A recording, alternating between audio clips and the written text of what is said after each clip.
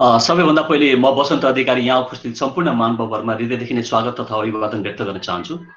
Last science कार्यक्रम अंग्रेजी क्यालेन्डरको अन्तिम बिहीबार सञ्चालन गर्ने एउटा उद्यमशीलता विकाससँग सम्बन्धित कार्यक्रम हो, जसले उद्यमीहरूसँग नागरिकहरूको प्रत्यक्ष रूपमा छलफल तथा अन्तर्क्रिया गराउने कार्य गर्दछ।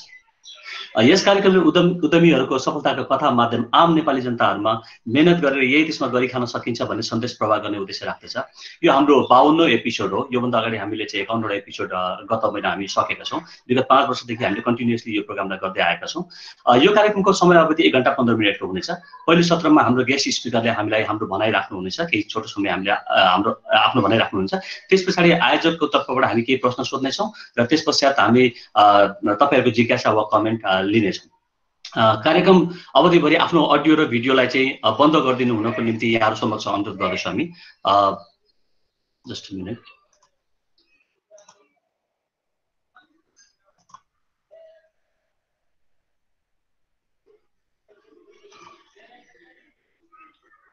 कार्यक्रम अवधिभरि चाहिँ आफ्नो अडियो र भिडियोलाई चाहिँ बन्द गरिदिनुको निम्ति सबैजनासँग अनुरोध गर्दछु र फ्लोर ओपन भइसकेपछि आफ्नो जिज्ञासा वा प्रश्न पालैपिलो कमेन्ट बक्समा लेखेर हामीलाई चाहिँ सहयोग गरिदिन सक्नुहुन्छ। फेरि पनि म यहाँहरु समक्ष अनुरोध गर्न चाहन्छु, आफ्नो भिडियो र अडियोलाई चाहिँ कार्यक्रम अवधिभरि बन्द गरिदिनुको लागि अनुरोध गर्दछु र तपाईको जब फ्लोर ओपन हुन्छ, फ्लोर ओपन भइसकेपछि कमेन्ट बक्समा तपाईले क्वेशन लेखिदिन सक्नुहुन्छ र प्रश्न सकेसम्म छोटो राख्दिनुको लागि यहाँहरु समक्ष अनुरोध गर्दछु र नदोहोर्याइदिनुको लागि पनि यहाँहरु समक्ष म अनुरोध गर्दछु। र अबको पालो रहेको छ आजका हाम्रा गेस्ट स्पिकरलाई फ्लोरमा निम्ताउने। आजको हाम्रो गेस्ट स्पिकर हुनुहुन्छ, उहाँको मैले धेरै परिचय दिइराख्नु पनि पर्दैन, किन भन्दाखेरि उहाँ आफै एउटा ब्रान्ड हो, उहाँको नाम नै एउटा ब्रान्ड छ। उहाँ आज हामीसँग हुनुहुन्छ अनिल चित्रकार दाई। म अनिल चित्रकार दाईलाई 10 वर्ष 12 वर्ष 13 वर्ष अगाडि मैले चिनेको थिएँ। उहाँबाट म धेरै नै प्रभावित भएको छु उहाँको क्लासहरु लिँदाखेरि।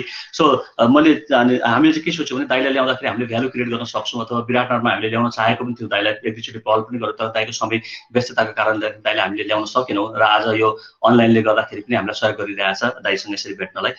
अनिल दाईको कुरा गर्दाखेरि उहाँ चाहिँ एउटा लिडिङ सोशल एन्टरप्रेन्योर हुनुहुन्छ नेपालको।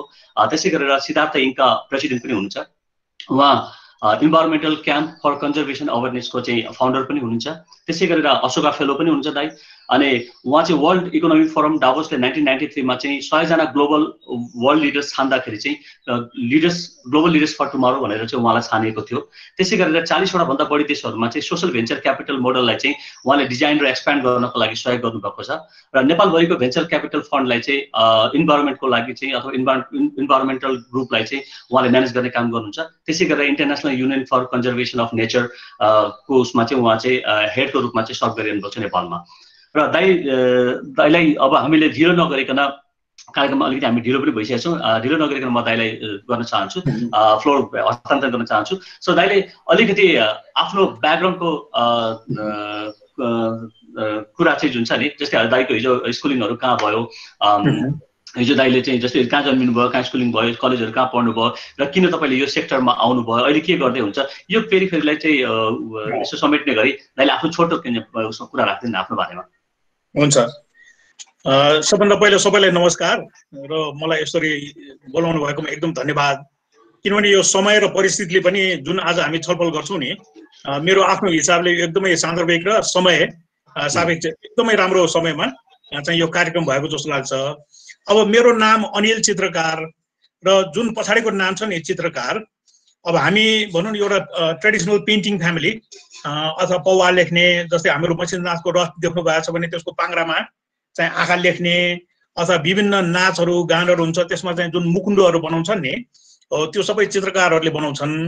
र तपाईँ पत्याउनुहोस् नपत्याउनुहोस्, म सानो बाल्यकाल चाहिँ कसरी हुर्केको भन्दा मेरो बाजेसँग त्यो रङ मिसाउने, रङ घोट्ने र हनुमान ढोका नजिकै हाम्रो पुरानो घर र त्यहाँ हुर्केको हुँ। र मैले स्कुल र अस्कलमा क्याम्पस चाहिँ पढेको हुँ। र त्यो पढ्ने बेलामा मेरो सबभन्दा ठुलो चासो भनेको मलाई एकदम म्याथ र फिजिक्स, जुन साइन्स र भनौँ न म्याथमेटिक्स एकदमै मनपर्ने। मैले फिजिक्स विषय पढेँ। अनि त्यसपछि कोलम्बो प्लान को चाहिँ स्कलरसिप हुन्थ्यो त्यति बेला इन्डियामा पढ्नलाई। म चाहिँ राजस्थान विश्वविद्यालयबाट मैले इन्जिनियरिङ पढेँ र फर्केर आएर मैले चाहिँ विज्ञान प्रविधि विज्ञान यो जुन अहिले चाहिँ हामी रोनास, पहिले चाहिँ रोनास भन्छौँ, अहिले नास्ट भन्छौँ, विज्ञान प्रविधि प्रतिष्ठान, त्यहाँ चाहिँ मैले जागिर खाएँ, यो पञ्चायतको बेलामा थियो। अनि त्यसपछि मैले अमेरिकाको युनिभर्सिटी अफ पेन्सिल्भेनिया मा चाहिँ छात्रवृत्ति पाएँ र त्यहाँ मैले गएर ऊर्जा विषयमा पढेँ र मैले चाहिँ आफ्नो काम त्यहाँबाट सुरु गरेको हो। र जुन आजको विषय छ नि, जस्तै मेरो आफ्नो चासो चाहिँ म सधैँ प्रश्न गर्ने यो काम गर्दाखेरि कस्तो भन्दाखेरि, जस्तै हामीले काठमाडौँको उत्तरी भागमा शिवपुरी जलाधार क्षेत्र बनायौँ। अब त्यो शिवपुरी जलाधार क्षेत्रबाट आज चाहिँ 30 मिलियन लिटर अथवा एमएलडी भन्छौँ, 30 एमएलडी पानी आउँछ। र साधारणतया हामीले सामाजिक उद्यमशीलता भनेको चाहिँ विषय कसरी प्रवेश गर्नुपर्छ भने 30 मिलियन लिटरलाई हामीले सिसीमा भरेर बेच्ने हो भने एक सिसीको 30 अथवा 20 रुपियाँको हिसाबले पनि 600 मिलियन रुपियाँ हुन्छ। सो बिजनेस भनेको पानी एक सिसीको 20 रुपियाँ, तर शिवपुरी जलाधार क्षेत्र चाहिँ संरक्षण गर्यो भने लाखौँ मान्छेले चाहिँ त्यसको फाइदा गर्ने। सो सामाजिक पक्ष भनेको त्यसको फाइदा र व्यापारिक पक्ष भनेको त्यो पानीको भ्याल्यु चाहिँ जुन क्रिएट गर्छौँ। सो यस्तो खालको काम चाहिँ मैले 30-40 वर्ष भयो काम गरिरहेको र आज हाम्रो जुन छलफलको सिलसिलामा मैले यस्तो गरेको कामहरू चाहिँ तपाईँहरूसँग सेयर गर्ने अथवा छलफलमा ल्याउने प्रयत्न गर्दछु। थ्याङ्क यू भेरी मच दाइ। जस्तै दाइलाई चाहिँ हामीले चिन्दाखेरि सोसल इन्टरप्रेन्योर भनेर हामीले चिनिरहेका छौँ होइन। जस्तै यो सोसल इन्टरप्रेन्योरसिप भनेको के हो र बिजनेस इन्टरप्रेन्योरसिप र सोसल इन्टरप्रेन्योरसिपमा चाहिँ कसरी फरक छ, यसलाई चाहिँ दाइले कसरी हामीलाई व्याख्या गरिदिनुहुन्छ दाइ? हो, र एकदमै सजिलोसँग हामीले बुझ्ने के भन्दाखेरि जस्तै एकै व्यक्ति भनौँ न, जस्तै इन्जिनियरिङ पढ्छ अथवा ऊर्जा मेरो विषयमा पढेँ र एउटा बिजनेस स्कुलमा पढ्दाखेरि त्यो व्यक्तिले चाहिँ उसले एउटा छान्नुपर्छ लाइफमा चाहिँ उसले के छान्नुपर्छ भन्दाखेरि मलाई भोलि आर्यघाटमा लगेर जलाउँदाखेरि मेरो वरिपरि बस्ने मान्छेहरूले चाहिँ मलाई के भन्छ त भन्दाखेरि एउटा पक्षले चाहिँ मसँग यति घर थियो, यति गाडी थियो, ब्याङ्कमा यति पैसा थियो भनेर उसले छान्ला। तर अर्को थरीले चाहिँ के छान्छ भन्दाखेरि यसले चाहिँ समाजलाई के दियो त अथवा समाजलाई चाहिँ के छोडेर गयो त भन्ने प्रश्न चाहिँ गर्छ। अब जस्तै उदाहरणको लागि अहिले हाम्रो कोभिड-19 को चाहिँ पेन्डेमिक भइरहेछ। अब इन्जिनियरिङ ऊर्जाको हिसाबले एउटा सानो एकदम सरल खालको एउटा भनौँ न आविष्कार चाहिँ त्यो चाहिँ कसो भने नुन र पानी घोल्ने अनि त्यसलाई चाहिँ बिजुली पठाइदिएपछि त्यो चाहिँ क्लोरिन बन्छ। अब 1 लिटर क्लोरिन हामी बनायौँ भने 4000 लिटरको ट्याङ्कीमा सबै व्यक्तिहरूले चाहिँ एउटा सेनिटाइज्ड र सफा पानी चाहिँ पाउँछ।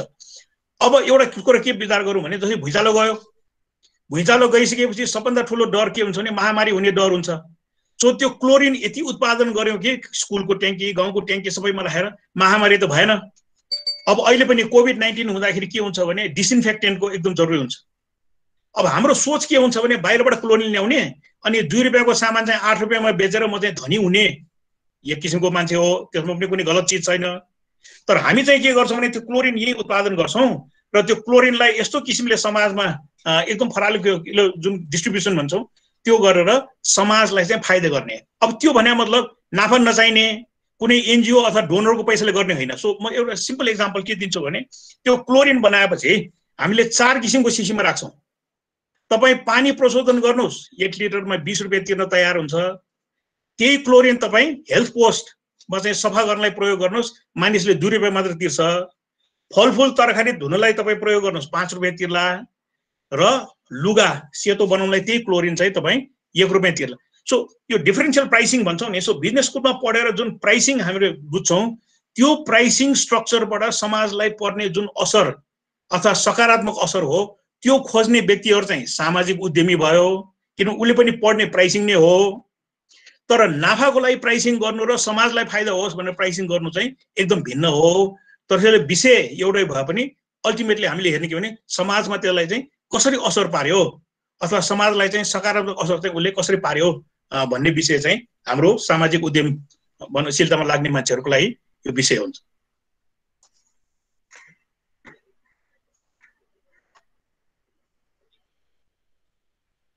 हेलो दाइ, जस्तै अब एउटा सानो मलाई तपाईँले चाहिँ सहयोग के गरिदिनुपर्छ भने जस्तै एक्जाम्पल हामीलाई दिँदाखेरि दाइले चाहिँ एउटा कुनै तपाईँहरूले काम गरेको जुन एक्जाम्पल हुन्छ नि, जस्तै यो सामाजिक उद्यमशीलताको कुरामा जस्तै मलाई जहाँसम्म इफ आइम नट रङ जस्तै यो सफा टेम्पोहरूको कुराहरू छ नि, यो दाइहरूले नै गर्नुभएको कि कसले गर्नुभएको, जस्तै यो दाइहरूले गर्नुभएको जस्तै सोसल इन्टरप्रेन्योरसिपमा चाहिँ गरेको कुनै उदाहरणीय उल्लेखनीय कामहरू कुनै एक्जाम्पल छ भने त्यसबाट चाहिँ हामीलाई अझै प्रस्ताइदिनुहुन्छ दाइ? अब एकदमै सजिलो एक्जाम्पल लिउँ न। जस्तै उदाहरणको लागि म आइयुसिएन तपाईँ जुन भन्नुभयो नि विश्व संरक्षण सङ्घमा हैन, धेरै वर्ष काम गरेँ र त्यसको चाहिँ नेपालको प्रतिनिधि पनि भएर काम गरेँ। हजुर अब जस्तै चितवन राष्ट्रिय निकुञ्ज बनाउनु पर्ने अथवा कोशी भनौँ न हाम्रो चपुको संरक्षण गर्नुपर्ने भने अब तपाईँ भन्नुहुन्छ हैन, यो चाहिँ कसरी एउटा सामाजिक उद्यमशीलता कसरी हुन्छ त भन्दाखेरि तपाईँले सोध्नुपर्ने बेसिक प्रश्न के त भन्दाखेरि एउटा गैंडाले कति नेपालीलाई जागिर खुवाएको छ? तपाईँ त्यो क्वेसनको फ्रेमिङ हेर्नुहोस् त हैन। तपाईँ चितवनमा गएर एउटा होटल खोलेर यति बेडको होटल खोलेर कतिजनाले रोजगार पाएछ।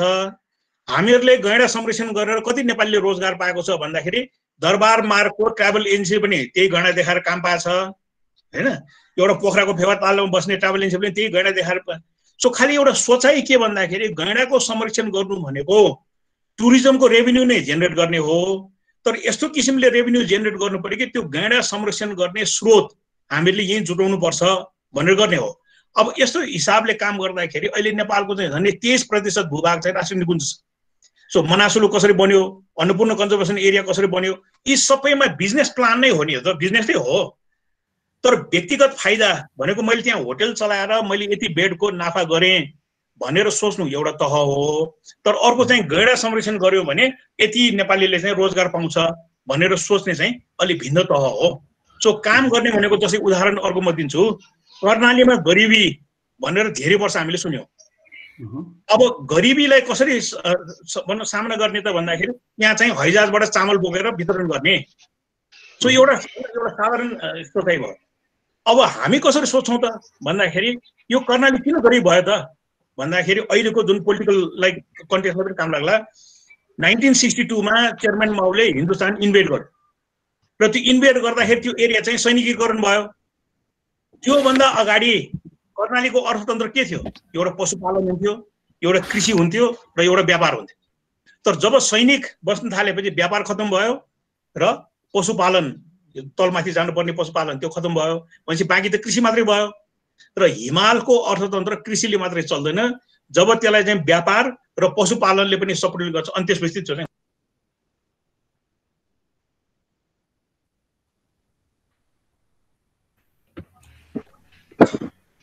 अनिल जस्ट मिनट अनिल दाइ एकैछिन ल, जस्तै यहाँ तपाईँ म्युट हुनुभयो जस्तो छ दाइ, तपाईँ म्युट हुनुभयो जस्तो छ, एक्चुअली हेर्दैन। ओके सुनिन्छ? ओके प्लिज प्लिज दाइ यस।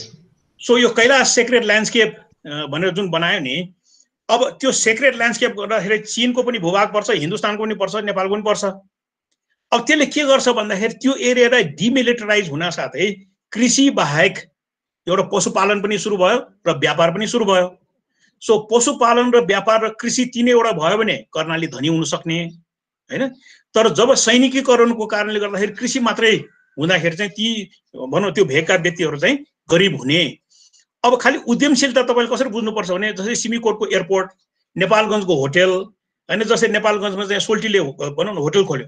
अब सोल्टीले चाहिँ पोखरामा खोल्यो न नेपालगञ्जमा किन खोल्यो त भन्दाखेरि अमेरिकामा बस्ने क्यानाडामा बस्ने इन्डियनहरू जति छन् उनीहरू चाहिँ मर्न अगाडि एकपल्ट कैलाश जान पाए हुन्छ त भन्ने छ नि। सो कर्णालीलाई कसरी धनी बनाउने त भन्दाखेरि कैलाश सेक्रेट ल्यान्डस्केप बनाउने, त्यसबाट जुन इकोनोमिक एक्टिभिटिजहरू हुन्छ त्यसले चाहिँ कर्णालीलाई धनी बनाउने। अब त्यो सोचाइ एक थरीको हुन्छ। अर्को थरीको के हुन्छ भने कर्णालीको मानिसहरू गरिब छन्, खान पाएको छैनन्, तिनीहरूलाई चाहिँ हैजाजमा राखेर चाहिँ चामल वितरण गर्ने। सो यति फरक ढङ्गले हामीले सोच्न सक्यौँ भने अनि सामाजिक उद्यमशीलता भनेको के हो भनेर बुझ्नु चाहिँ मेरो विचारमा सहिलो हुन्छ। ओके दाइ, दाइको जस्तै एउटा भिडियो हामीले हेरेको थियौँ, त्यो भिडियोमा चाहिँ दाइले कुरा गर्नुभएको थियो जस्तै जतिखेर हामीले पाटनको दरबार स्क्वायरहरू बनायौँ, जतिखेर पाटनको दरबार स्क्वायर बनायौँ त्यतिखेर चाहिँ अमेरिका भन्ने देश पत्ता लागेको अवस्था पनि थिएन। अनि त्यतिखेर चाहिँ अहिले हाम्रो समस्या कस्तो भयो भने त्यसको चुकुल फेर्नु पर्यो, ढोकाको चुकुल फेर्नु पर्यो भने पनि हामीले चाहिँ उनीहरूको वैदेशिक सहयोगको भनौँ न पर्खाइमा बस्नुपर्ने खालको अवस्था छ भन्ने खालको कुरा आएको थियो। ल क्यालेन्डरको हिसाबमा हामी चाहिँ विदेशीहरूभन्दा 57-56-57 वर्ष अगाडि छौँ, तर पनि जस्तै विकासको दृष्टिबाट हामी धेरै पछाडि पऱ्यौँ भन्ने दाइको त्यो जुन आशय थियो नि, जस्तै त्यो कुरालाई चाहिँ दाइ जस्तै के कुराले गर्दाखेरि चाहिँ हामी पछाडि पऱ्यौँ होला त, यसमा अलिकति दाइले चाहिँ हामीलाई त्यसमा प्रश्न पार्दिनुहुन्छ दाइ, के कारणले गर्दाखेरि हामी पछाडि पऱ्यौँ होला? अब यसमा एकदम सहिलो सबैले के बुझ्नु जरुरी छ भने जस्तै अमेरिका अथवा भनौँ न उत्तरी अमेरिका भनेको धेरै पछि विकास भएको भनौँ ठाउँ भयो। अब हामीले ल्हासाको व्यापार अथवा भनौँ न यो मुगलहरूको हिन्दुस्तान र मिङ डाइनेस्टीको चाहिँ चीनको बिचमा बसेर हामीले व्यापार गऱ्यौँ र त्यो व्यापारकै कारणले हामी चाहिँ एकदम धनी भयौँ।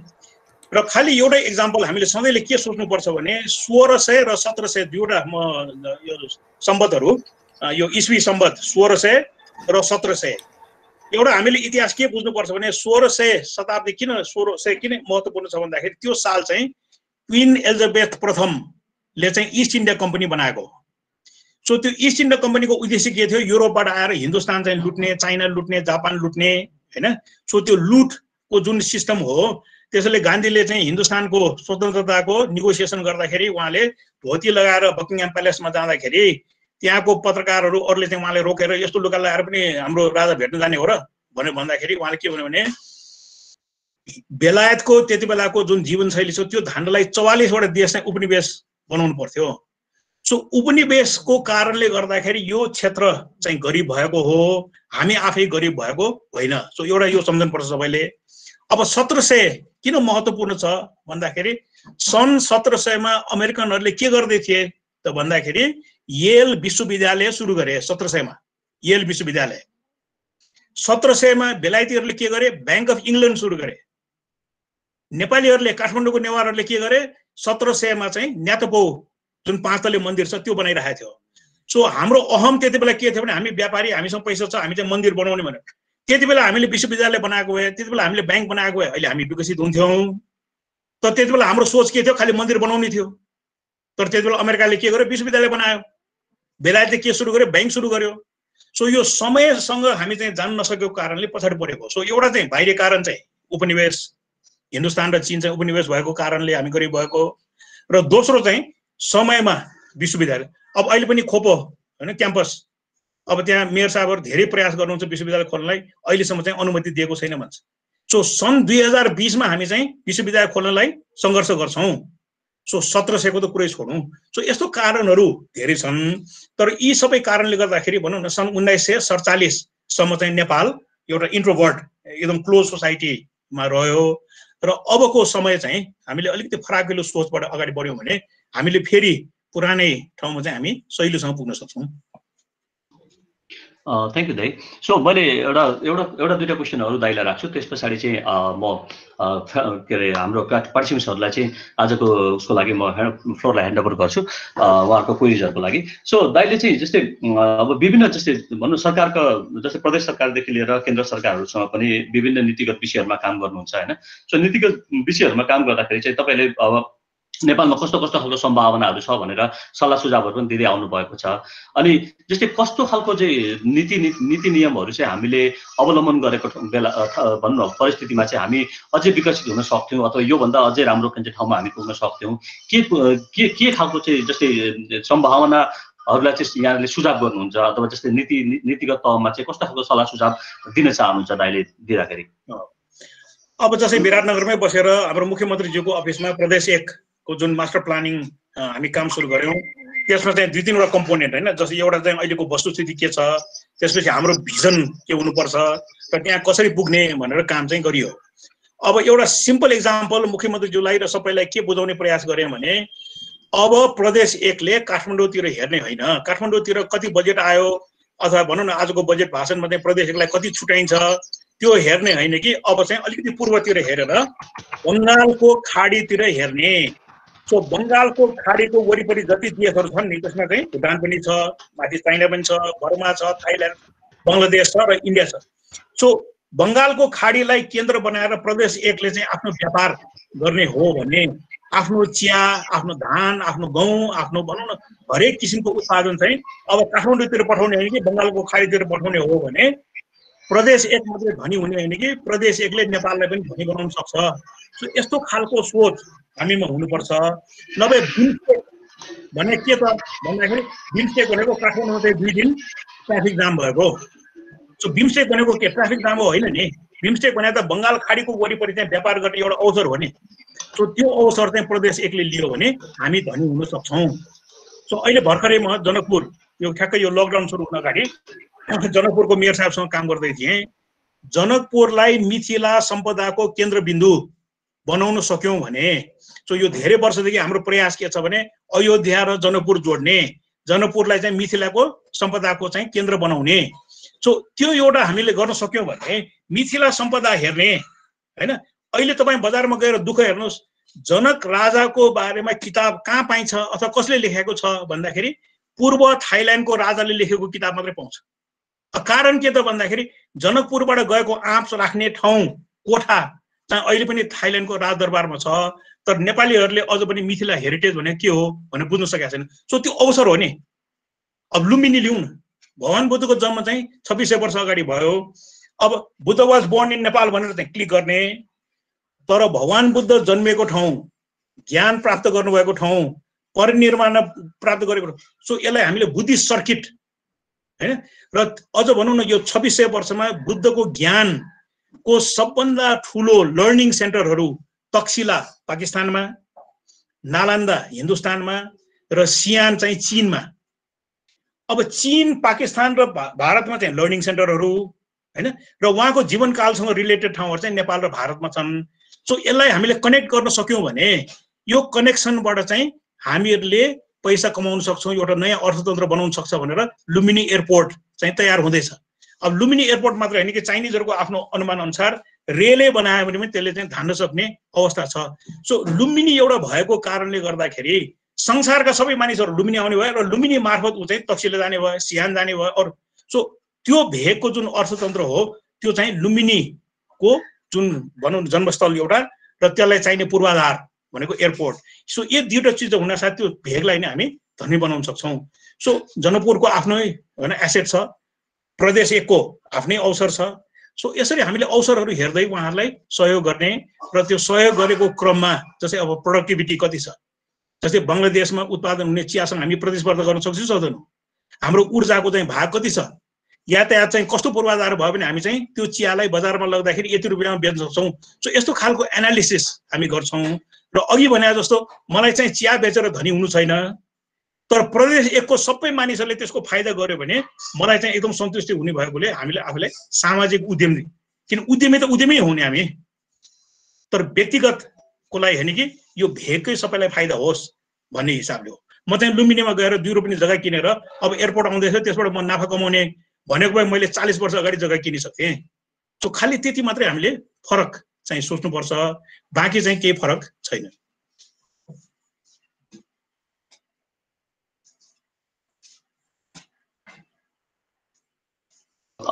दाइ यो मेरो तर्फबाट चाहिँ अन्तिम क्वेशन हो त्यसपछि अरूबाट जस्तै यो सोशल एन्टरप्राइज मोडलको जुन कुरा गर्नुभयो नि दाइले जस्तै सोशल यो रेवती भन्ने मेरो साथीले चाहिँ तपाईलाई यो क्वेशन सोधेका छन् जस्तै उनले चाहिँ के सोधेका छन् जस्तै सोशल एन्टरप्राइज मोडल चाहिँ जुनसुकै परिस्थिति त जुनसुकै सेक्टरमा पनि काम लाग्छ कि यसको कुनै लिमिटेसन्सहरु छ अथवा यो कुनै सेक्टरमा मात्र यो काम लाग्ने कुनै सेक्टरमा अरू सेक्टरमा काम नलाग्ने त्यस्तो के हुन्छ कि के हुन्छ दाइ अब हेर्नुस् यो आजको दिनमा नि एकदम सान्दर्भिक प्रश्न छ वायु प्रदूषण गरेको कारणले हाम्रो रेस्पिरेटरी सिस्टम चाहिँ भाइरसले अट्याक गर्न सक्ने भयो हैन त्यो भाइरस किन बलियो भएको हाम्रो रेस्पिरेटरी सिस्टम चाहिँ कमजोर भएकोले हो नि सो एयर क्वालिटी र आफ्नो ज्यानको माया छ कि छैन कि बैंकको पैसा मात्रै मतलब छ एक दुई जलवायु परिवर्तन भएको कारणले नयाँ नयाँ रोगहरू बाँच्न सक्ने परिस्थिति कसले बनाएको हामीले बनाएको नि अब कोभिड-19 छ भने भोलि के आउँछ कोभिड-20 आउँछ कोभिड-21 आउँदैछ तर त्यो किन आउँछ जलवायु परिवर्तन किन भयो भन्दाखेरि लाखौं वर्ष पृथ्वीले मेहनत गरेर तेललाई जमिन मुनि पठाएको चिजलाई हामी बाहिर निकालेर बाल्छौं त त्यसको असर के हुन्छ सो जलवायु परिवर्तन अब जैविक विविधता तपाई हामीले निकुञ्ज बनाएछौं हैन त्यो जीवहरुलाई बस्ने ठाउँ बनाएछौं नि त्यो ध्वस्त पार्नुस् त त्यो रोग त हामी कहाँ सर्छ नि सो उलाई पनि हामीसँगै बाँच्न दिनुपर्छ भने अब तपाई भन्नुस् भोलिदेखि तपाई कोही पनि मान्छे व्यापार गर्छ भने उले जैविक विविधता भन्ने बुझ्नु पर्यो जलवायु परिवर्तन बुझ्नु पर्यो र वायु प्रदूषण बुझ्नु पर्यो कि परेन र नबुझ्ने हो भने अहिले जस्तै घरमा लकडाउन भएर बस्ने बाहेक अरु कुनै छैन किनभने अहिले मानिस हारेको अवस्था र भाइरस नै जितेको अवस्था छ नि सो मेरो आफ्नो हिसाबले यो चाहिँ यो इदर ओर भन्छ नि त्यो छान्ने विषय हैन कि दुवै चाहिँ सँगसँगै लग्नै पर्छ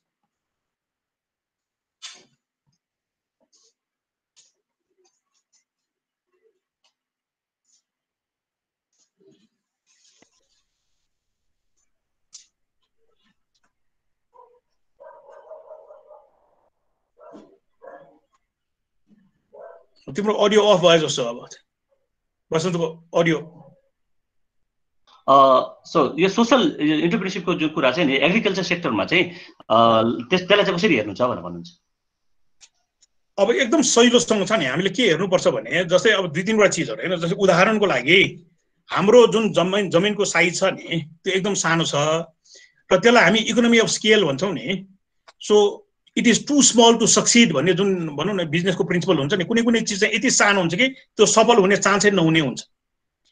तर अब सोशल एन्टरप्रेन्योरसिपले कसरी हेर्नुपर्छ त भन्दाखेरि झन् सानो खेतहरू छन्, बारीहरू छन्, उत्पादन सानो सानो छ भने त्यहाँ एउटा उद्यमशीलताको बुझ्ने व्यक्तिले के बुझ्नुपर्छ भने अब त्यहाँ वेयर हाउसिङको चाहिँ सम्भावना छ। सो वेयर हाउसिङ कस्तो खालको वेयर हाउसिङ भन्दाखेरि हामीले जस्तै पैसा चाहिँ ब्याङ्कमा राखेको जस्तै क्रपको क्रेडिट पाउने गरेर, जस्तै मैले त्यहाँ मकै राखेँ भने मकैको चेकबुक पाउनु पर्यो नि, गहुँ राखेँ भने गहुँको चेकबुक पाउनु पर्यो नि हैन।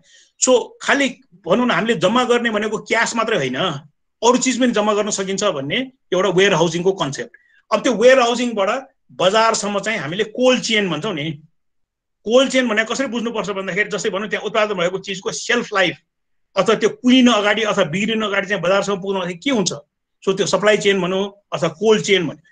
अब एउटा साधारण हामीले के बुझ्नुपर्छ भने एकजना किसान जसको चाहिँ जमिन अलिकति छ ऊ चाहिँ ब्याङ्कमा गयो भने उसले ऋण नपाउला, तर त्यो सबै किसानको हामीले हैन उसको प्रोडक्सनलाई एग्रिगेट गर्यौँ र त्यो कोल्ड चेन चाहिँ हामीले गर्यौँ भने त्यो वेयर हाउस बनाउने र त्यो कोल्ड चेन म्यानेज गर्ने व्यक्तिहरू ब्याङ्कमा गयो भने त पैसा पाउँछ नि।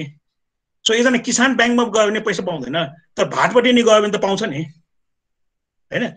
सो भाटबाट नि चाहिँ एग्रिगेटर मानौँ र किसानहरू त्यहाँ छन् भने अब सोशल एन्टरप्रेन्योरसिप भने कसरी बुझ्नु पर्यो भने वेयर हाउसिङ र कोल्ड चेन यसमा हामीले इन्टरभेन गर्नुपर्ने हुन्छ। अब त्यस्तै गरेर सोशल एन्टरप्रेन्योरसिप बुझ्ने ब्याङ्कर चाहिँ विराटनगरमा छ भने उसले के गर्छ, किसानले पैसा कमाउने त वर्षको 2 पल्ट, हिउँदे बाली बेच्दाखेरि एकपल्ट र बर्खे बाली बेच्दाखेरि एकपल्ट। सो उसलाई दिएको लोन चाहिँ वर्षको 2 पल्ट तिर्ने र त्यो पनि कहिले भन्दाखेरि हिउँदे बाली बेच्दाखेरि एकपल्ट र बर्खे बाली बेच्दाखेरि। ल यति सिस्टम चेन्ज गरौँ त कति चिज हुन्छ नि। सो सामाजिक उद्यमशीलता भनेको त्यो भएको परिस्थितिलाई हामीले चेन्ज ल्याउने हो। तर खालि एउटा गरिब किसान उसको जग्गा चाहिँ सानो छ भनेर हरेक वर्ष चाहिँ कनिका छर्या जस्तो बजेट बनाएर त्यो चाहिँ काम छैन। सो अब कोही पनि मान्छेले चाहन्छ भने वेयर हाउसिङमा जानु पर्यो, चेन सप्लाई चेनमा जानु पर्यो, मार्केट एग्रिगेसन गर्नु पर्यो हैन। सो यस्तो खालको चिजहरू चाहिँ बिजनेस स्कुलबाट पढ्ने हो, तर अप्लाई गर्ने चाहिँ नेपालकै कृषि क्षेत्रमा हामीले अप्लाई गर्ने।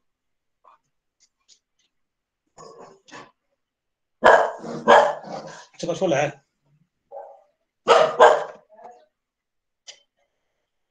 सो एकजना साथीले सोध्नु भएको छ हैन, जस्तै यो इन्डियासँग जुन अहिले डिस्प्युट भइरहेको कुराहरू छ, यो ल्यान्ड डिस्प्युटको कुराहरू, बोर्डर डिस्प्युटको कुराहरू, इन्डियासँग चाहिँ जस्तै हामीले बोर्डरलाई चाहिँ सिल गर्यो भने त्यसको कन्सिक्वेन्सेसहरू चाहिँ अब के देख्नुहुन्छ, त्यसले चाहिँ हामीलाई चाहिँ कतिको गाह्रो साह्रो बनाउँछ कि कसरी हेर्नुहुन्छ भन्ने कुरा गर्नुपर्छ। अब हेर्नुहोस् बोर्डर सबैको छ हैन। जस्तै तपाईँ युरोपियन हुनुहुन्छ भने हैन, जर्मन र स्पेन जस्तो खराब छिमेकी कहीँ छ? 40 वर्षमा विश्व युद्ध गर्ने छिमेकी त्यो त एकदम खराब हो नि। हाम्रो त खालि खराब भने खालि मुलासुला सस्तो बेच्छन्, काउले अलिकति ठग्छन् हैन, यति हो नि खराब। सो छिमेकी भनेको सबै हुन्छ। सो त्यसैले एउटा म्यानेजमेन्ट प्रिन्सिपलमा के हुन्छ भने हैन, friends you can choose but neighbours you cannot choose. अब त्यो हामीले छिमेकी त छान्न पाइँदैन। सो हाम्रो छिमेकी इन्डिया हो। अब बोर्डर डिस्प्युटको जुन कुरा छ, बुद्धिनारायण श्रेष्ठजीले किताब लेख्नु भएको छ हैन, नेपालको सिमाना भनेर। उहाँले स्वर सुक्ने गरिकन 20औं-30औं वर्ष मैले सुनेको छु, ए बाबा हिन्दुस्तानले चाहिँ काली नदीलाई हैन फरक नाम दिएर चाहिँ अर्को नदीलाई काली भनेर हामीले ठग्यो भनेर उहाँले बोलिरहेको मैले 30 वर्ष भयो भने यो देश चलाउने मान्छेले कतिपल्ट सुन्यो होला त? आज पनि गएर कोही पनि यो देशमा म नेता हुँ भन्ने मान्छेले किताब पसलमा जानुस्, बुद्धिनारायण श्रेष्ठज्यूले लेख्नु भएको नेपालको सिमाना भन्ने किताब लिनुस्। त्यसमा चाहिँ कालापानीको नक्सा, बेलायतको पालामा कस्तो थियो, पहिला कस्तो थियो र हिन्दुस्तानले चाहिँ बिस्तारै त्यसलाई चाहिँ नामकरण कसरी फेरि यहाँ कुन परिस्थितिमा ल्यायो भनेर त छ नि। त्यति बुझ्न सक्यौँ र हामी सजग भयौँ भने त्यो छिमेकी असल र खराबसँग मतलब भएन। तर यो परिस्थिति किन आयो त भन्दाखेरि हामी आफै ज्ञानको खोजी नगर्ने, नपढ्ने, आफ्नो इतिहास थाहा नहुने, अर्काको देशको चाहिँ इतिहास थाहा हुने हैन। तर बुद्धिनारायण श्रेष्ठजीको नाम चाहिँ आज पनि सोध्यो भने धेरैले थाहा हुँदैन। तर बुद्धिनारायण श्रेष्ठजीको किताब पढ्नुस्, त्यसमा चाहिँ तपाईले सबै सिमानाको कुराहरू भेटाउन सक्नुहुन्छ। सो दाइ यहाँनिर अर्को एउटा प्रश्न आएको छ, साथीले सोध्नुभएको छ, जस्तै सोसल इन्टरप्रेन्योरसिपले चाहिँ नि यो मिडल म्यानको जुन समस्या हुन्छ नि, तरकारीदेखि लिएर अथवा अहिले विभिन्न इस्युमा आइरहेको हुन्छ, जस्तै तरकारीको दाम पाएन किसानहरूले भने अब, सो सोसल इन्टरप्रेन्योरसिपले चाहिँ यस्तो मिडल म्यानको समस्यालाई चाहिँ निराकरण गर्नको लागि चाहिँ सहयोग गर्न सक्छ कि सक्दैन भन्ने खालको कुरा सोध्नुभएको छ। अब हेर्नुहोस्, यो मिडल म्यान भन्ने जुन छ नि शब्द नि होइन, उसले चाहिँ रिस्क चाहिँ धेरै नै लिएको हुन्छ। जस्तै भनौँ न, थोरै थोरै उत्पादन होइन, फरक किसानबाट अलिअलि जम्मा गरेर एक ठाउँमा उसले ल्याए हुन्छ र उसले चाहिँ लगेर त्यो सहरमा होइन अनेक चौकी छलेर अनेक गरेर उसले चाहिँ बजारमा पुर्याउनु पर्ने हुन्छ र बजारको भाउ पनि कहिले पनि पक्का हुँदैन। सो यो मिडल म्यान भनेर हामी जुन गाली गर्छौँ नि होइन, त्यो पनि एकदम राम्रो होइन, किनभने त्यो मिडल म्यान नभएको भए अहिले जति बजारमा गइरहेको छ सायद त्यो पनि जान चाहिँ गाह्रो हुन्थ्यो। अब कुरो के आउँछ भने प्राइसिङ भन्यो होइन।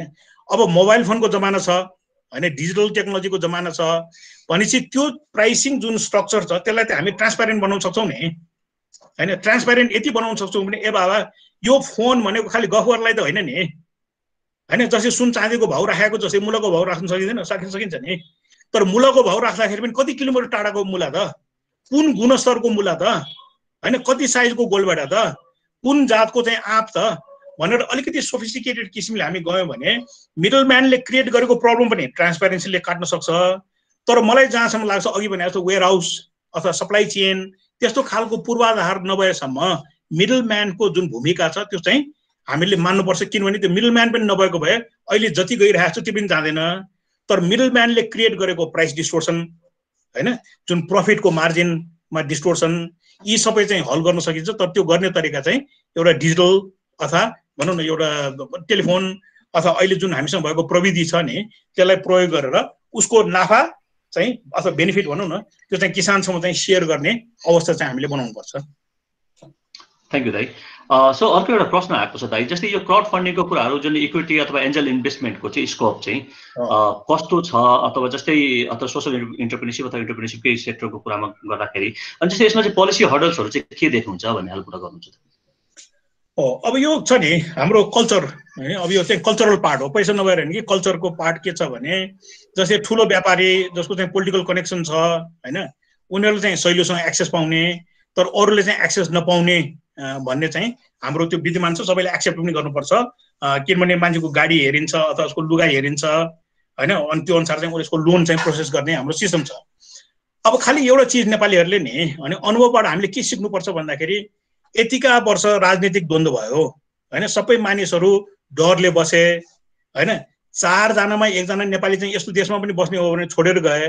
त किन गए त भन्दाखेरि यो देशलाई हामीले कहिले पनि समावेशी बनाएनौँ। अब समावेशी भने संविधानमा लेखेर के समावेशी हुन्छ? त्यो त हुँदैन। अब म एउटा साधारण उदाहरण दिन्छु, जस्तै थाइल्यान्डमा एचआइभी भएको मान्छेलाई कसरी समावेशी बनाउने त भन्दाखेरि ब्याङ्कले लोन दिँदाखेरि एउटा स्मल बिजनेसमा एकजना पार्टनर चाहिँ एचआइभी पोजिटिभ छ भने त्यो लोन चाहिँ छिटो प्रोसेस गर्ने भने समावेशी भएन। तपाईँ बेकरी क्याफेमा गएर मोमो खाँदाखेरि बोल्न नसक्ने र सुन्न नसक्ने वेटर हुनासाथ त्यो मोमो खाएको जुन पैसा हामी तिर्छौँ नि त्यो त खुसी साथ तिर्छौँ नि, किनभने त्यो वेटरले जुन भनौँ सडकमा गएर माग्ने अवस्थालाई त बेकरी क्याफेले हल गरिदियो नि, कि ऊ त वेटर बन्न पायो नि। सो मेरो आफ्नो हिसाबले फेरि नेपालमा द्वन्द्व नहोस्, फेरि हामी चाहिँ यो देशबाट भाग्न नपरोस् भनेर विचार गर्ने हो भने समावेशी बनाउनु पर्छ। र समावेशी बनाउने भनेको सबैलाई समेट्ने हो। सो जस्तै एकल महिलाको क्याम्पेन हेर्नुहोस्, पहिला विधवा भन्थ्यो, विधवा भएपछि उसलाई अलिकति बहिष्कार गर्ने। अब एकल महिला भनेपछि जस्तै ब्याङ्कहरूमा जानुहोस् अरू ठाउँमा जानुहोस् एकल महिलाहरूलाई चाहिँ प्रेफरेन्स दिन्छ नि।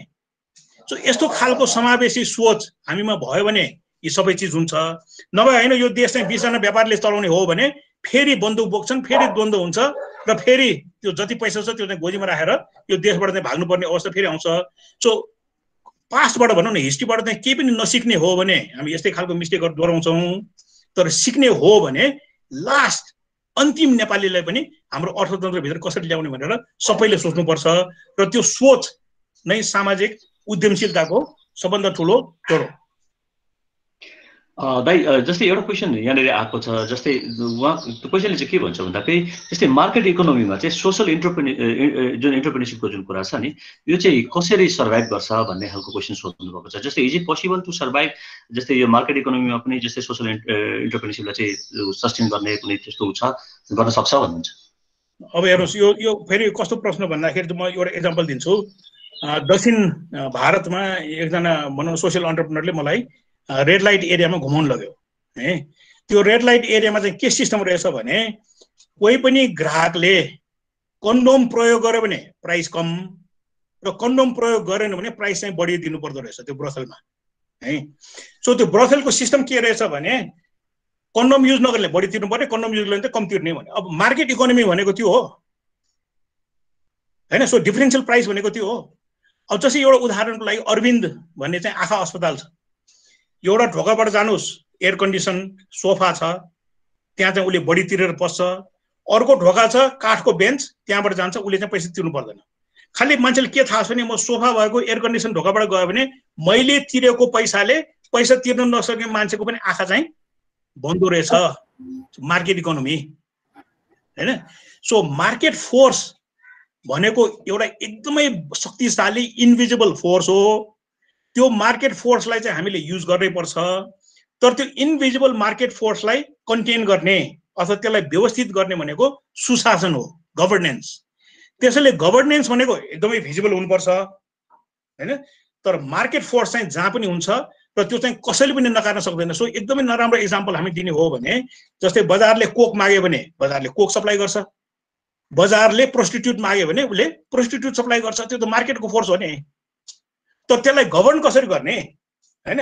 सो अब हामीले इक्जाम्पल दिँदाखेरि स्विजरल्यान्ड जस्तो देशले चाहिँ हेरोइन भनौँ ड्रग चाहिँ किन लिगलाइज गर्यो भन्दाखेरि तपाईँ गएर स्विस सरकारलाई गएर म चाहिँ हेरोइन एडिक्ट भनेर दर्ता गर्नुहोस्, सरकारले तपाईँलाई हेरोइन दिन्छ। किन भन्दाखेरि त्यस्तो सिस्टम गर्दाखेरि उसले कालो बजारीमा पनि जानु परेन र कुनै पनि क्राइममा चाहिँ ऊ संलग्न हुनु परेन र सरकारसँग पनि यति चाहिँ हाम्रो ड्रग एडिक्ट रहेछ भन्ने थाहा भयो नि। अब हल्यान्डमा प्रोस्टिट्युसन हेर्नुहोस्, इट इज लिगलाइज्ड हैन।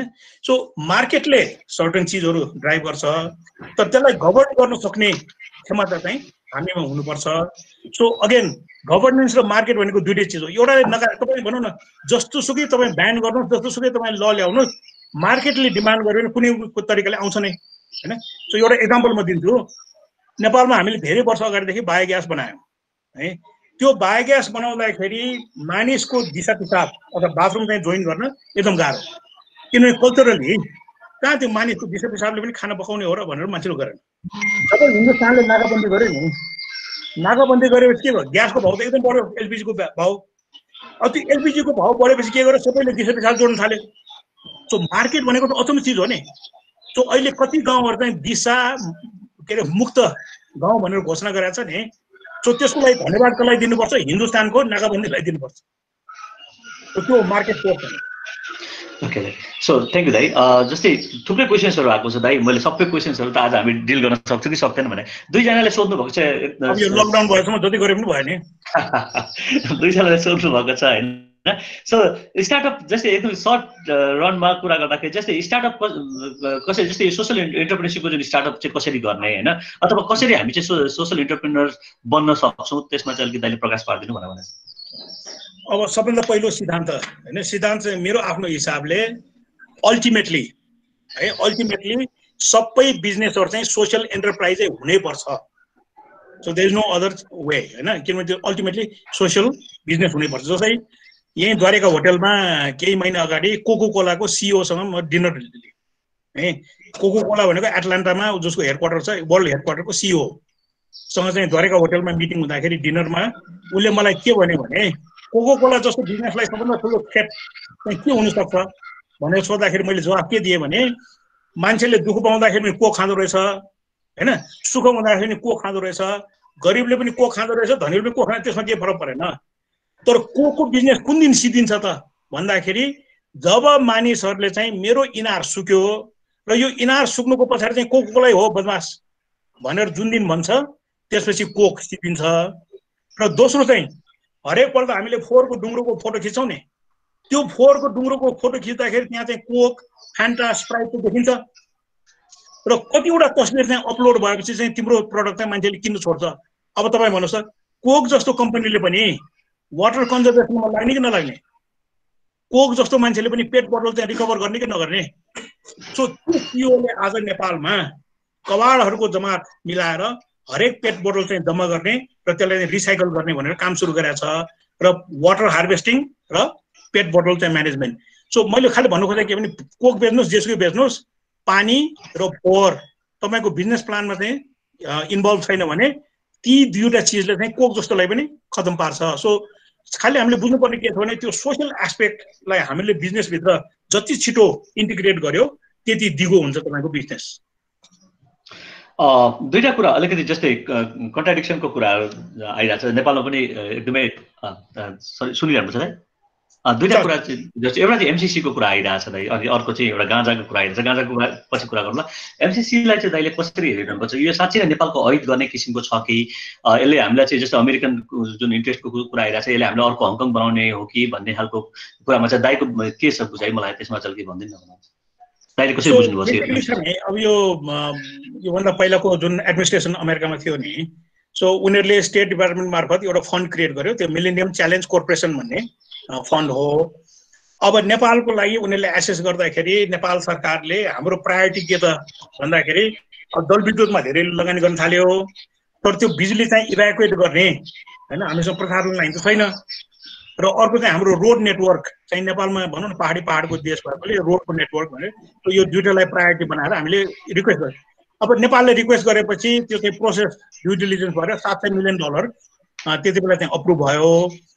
अब नेपाल झन् रिक्वेस्ट गर्ने र लिने एउटा पक्ष भयो र अमेरिका र एमसीसी चाहिँ दिने पक्ष भयो है। अब अघि छिमेकी भने जस्तै होइन सधैँ म छ नि यस्तो खालको छलफल हुँदाखेरि म भन्छु जस्तै बिरालोले बाटो काट्यो भने भाग्य कि अभाग्य केमा भर पर्छ भने आफू मुसा हो कि बाघ हो भर पर्छ नि। अब आफू बाघ हो भने त्यो बिरालो त त्यसै ब्रेकफास्ट भइहाल्यो, अब मुसा हो भने त सिद्धियो नि होइन। सो त्यस्तो खालको मिटिङमा नेगोसिएसन गर्न जाँदाखेरि भाग भएर जाउँ न, हामीलाई यो शर्त चाहिँ हामी मान्नेछौँ, नेपालको सन्दर्भमा हामी यो गर्न सक्छौँ यो गर्न सक्दैनौँ भनेर तपाईँ शर्त लिएर नेगोसिएट गर्नुहोस्, तपाईँले भनेको जस्तो हुन्छ। अब शर्त नहेर्ने होइन केही पनि नपढ्ने अनि वासिङटन जान पायो भनेर एउटा हवाईजहाजको टिकटको भरमा साइन गर्ने, अब यो मात्र होइन अरू धेरै प्रोजेक्ट यस्तो हामी देखाएका छौँ होइन। त्यसैले पढ्ने बानी गरौँ, आफ्नो पोजिसन क्लियर गरौँ र टेबलमा चाहिँ राम्रो नेगोसिएटरहरू लिएर चाहिँ नेगोसिएट गर्नु, त्यो पैसा चाहिँ नेपालकै शर्तमा ल्याउन सकिन्छ। र नेपालले कि त अब हामी कसैको पैसा लिन्न भनेर नर्थ कोरिया जस्तै एकदम इन्ट्रोभर्ट देश पनि हुनसक्छ। भोलि म भने धेरै मान्छेले के भन्ने अब मास्क र पिपी हामी आफै उत्पादन गर्ने, भोलि भ्याक्सिन पनि आफै उत्पादन गर्ने, यस्तो खालको अल्ट्रा नेसनलिजम भन्छ नि। सो यस्तो पनि एउटा फोर्स छ। तर होइन नेपाललाई चाहिँ एउटा समृद्ध गराउनलाई जस्तै नर्वेले पनि विदेशी सहायता लिएको हो, जर्मनी पनि मार्सल प्लानले बनाएको हो, जापान पनि विदेशी सहायताबाटै बनेको हो। त्यसैले केही समयसम्म नेपालले नै बाहिरको पनि हामीले सहयोग दिनुपर्छ, तर राम्रो अध्ययन गरेर हाम्रो आफ्नो शर्तहरू अगाडि सारेर राम्रोसँग नेगोसिएट गरेर लिने हो भने मेरो आफ्नो हिसाबले अमेरिकन पक्ष चाहिँ त्यो टेबलमा बस्न तयार हुन्छन्, किनभने त्यो नेपाललाई सहयोग गर्नलाई दिएको पैसा हो। अघि मैले दाइले भनेको थिएँ जस्तै एउटा जस्तै यो गाँजाको बारेमा जस्तै एउटा क्वेसन आएको छ, एकजनाले सोध्नुभएको छ जस्तै गाँजालाई चाहिँ लिगलाइज गरेर चाहिँ त्यसलाई इम्पोर्ट गर्ने अथवा एक्सपोर्ट गर्ने उसमा चाहिँ दाइले त्यो सम्भावना के देख्नुहुन्छ नेपालमा भन्ने खालको क्वेसन गर्नुहुन्छ एकजना बहिनीले। अब हेर्नु यो क्यानाबिस भनेको चिज नि होइन यो आजको होइन धेरै पहिलेदेखि चलिरहेको चिज हो है।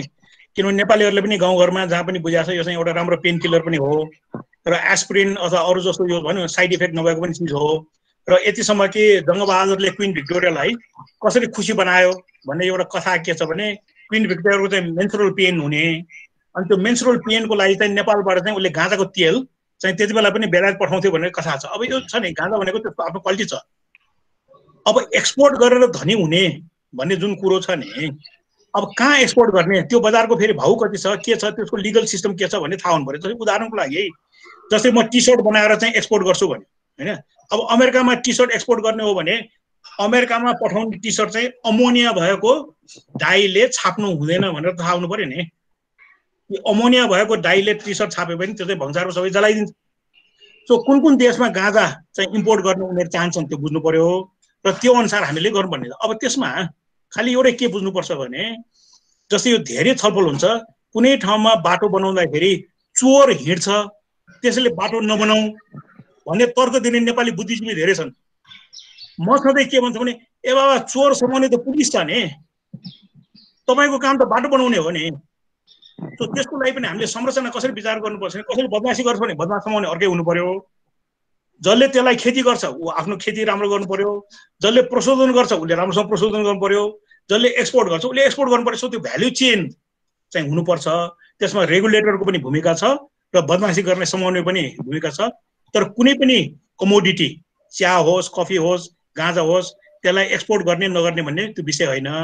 किनभने 1967 मा अमेरिकामा चाहिँ एकदम ठुलो छलफल के भयो भने चिनी खराब कि चुरोट खराब भनेर धेरै ठुलो छलफल भयो र त्यति बेला यति धेरै लबिङ भयो चुरोटको र चिनीको, र चिनीले जित्यो र चुरोटले हार्यो। अनि चुरोट हारेपछि चुरोट खान यो छ ऊ छ भन्ने। आज हेर्नु संसारमा कति रोग चाहिँ चिनीबाट भएको छ। चिनी खराब कि चुरोट खराब भनेर अहिले एनालिसिस गर्यो भने मेरो विचारमा चुरोटले भन्दा चिनीले बिगारेछ नि, हैन? त्यो चिनी राम्रो गाँजा नराम्रो भन्ने यो छलफल चाहिँ मसँग चाहिँ हुँदैन, किनभने चिनी भनेको एकदमै खराब चिज हो। थ्याङ्क यू दाइ। जस्तै एउटा चाहिँ जस्तै क्वेसन गर्नुभएको छ, जस्तै अहिले जस्ट धेरै युवाहरू चाहिँ विदेशबाट फर्किनुपर्ने अवस्था छ। यो पेन्डेमिकले गर्दाखेरि धेरैजनालाई रोजगारीहरू गुमाउनु पर्ने खालको अवस्था छ। त्यो रोजगारी गुमाउने क्रममा चाहिँ अब जस्तै कतिजना चाहिँ बोर्डरमै आएर पनि बसिरहनु पर्छ, कतिजना जस्तै प्लेनहरू खुलिसकेपछि फर्केर आउनुहुन्छ होला भने चाहिँ लाखौँको सङ्ख्यामा आउनुहुन्छ। सो त्यो फर्केर आउने युवाहरूलाई चाहिँ तपाईँ के भन्न चाहनुहुन्छ? किन भन्दाखेरि नेपालमै पनि त जस्तै रोजगारीको त अवसर छैन, अब हामीले त यहाँनिर रोजगारी त दिन सक्दैनौँ। त्यसलाई चाहिँ दाइले कसरी हेर्नुहुन्छ भन्ने खालको। अब यसमा दुई तीनवटा पक्षहरू होइन। सो एउटा चाहिँ 3 करोड जनसङ्ख्या भएको देश भनेको सानो देश होइन, किन हाम्रो बजार जुन छ नि 30 करोड के अरे 3 करोडको जुन जनसङ्ख्या हो त्यो भनेको निकै ठुलो बजार हो।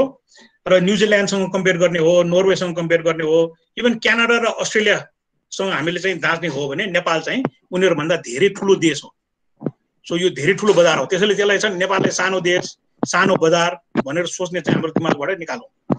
अब दोस्रो चिज, एक जमानामा फिनल्यान्डको सबै मानिसहरू कहाँ काम गर्थे? रसियामा काम गर्थे। आइरिसहरू सबै कहाँ काम गर्थे? न्युयोर्कमा काम गर्थे नि। सो आज आयरल्यान्डको अर्थतन्त्र किन त्यत्रो राम्रो भयो त भन्दाखेरि त्यो सिकेका मान्छेहरू फर्केर आएर न त्यो देश बन्यो नि, हैन? फिनल्यान्ड त त्यसै बनाए होइन, उनीहरू पनि गरिब हुँदाखेरि त रसियामा काम गर्थे। सो यो ब्रेन ड्रेन भनेर जुन भन्छौँ नि, त्यो ब्रेन ड्रेनको जुन परिस्थिति छ अहिले हाम्रो परिस्थिति के छ भने ब्रेन ड्रेनबाट ब्रेन गेनमा जान लागेको छ। सो त्यो ब्रेन गेन भनेको जस्तै बेलायतमा नर्सले अहिले कोभिडमा काम पाएको छ भने भोलि उसले केही सुविधा पाउनेवाला छैन, किनभने बोरिस जोन्सनको ज्यान बचाउने दुईवटा नर्सले पनि कामै गर्न लागेको छ। भोलि नेपाली नर्सहरू चाहिँ ती अनुभव लिएर यहाँ आयो भने नेपालमै ती बेलायतीहरू बोरिस जोन्सन लगायत उपचार चाह्यो भने यहाँ किन नआउने, हैन? हाम्रो त सोच्न फरक हुनु पर्यो। सो मेडिकल टुरिज्म भनेर संसारले पैसा कमाउने, सो नेपालमै बसेर के नर्स र डाक्टरले कमाउन नसक्ने भन्ने कहिले लेखेको छैन नि। सो जस्तै उदाहरणको लागि खाडीबाट हाम्रो केटाकेटीहरू फर्केर भने यसपालि मनसुन पनि राम्रो भएको छ, खेत पनि बाँझो छ, सबैले उत्पादन भएको छ। भोलि कुनै पनि फ्लाइट एमिरेट्सको फ्लाइट कतारको फ्लाइट चाहिँ माथि चढ्नेहरू चाहिँ टुरिस्ट मात्र होस्, तर कार्गो चाहिँ सबै रायोको साग पठाउन किन नसक्ने? किन हाम्रो चाहिँ पहाडमा फल्ने चिज पठाउन नसक्ने? किन पानी पठाउन नसक्ने? सो यो त सोच्न बदल्ने हो। सो खाडीमा के वर्ष काम गरेर आएको व्यक्तिले त्यहाँ खाडीको बजार बुझ्या छ, उसको त्यहाँ नेटवर्क पनि छ र खल्तीमा अलिअलि पैसा छ भने ऊ आएर अब गाउँमा मिलेर अनि तरकारी उत्पादन गर्ने।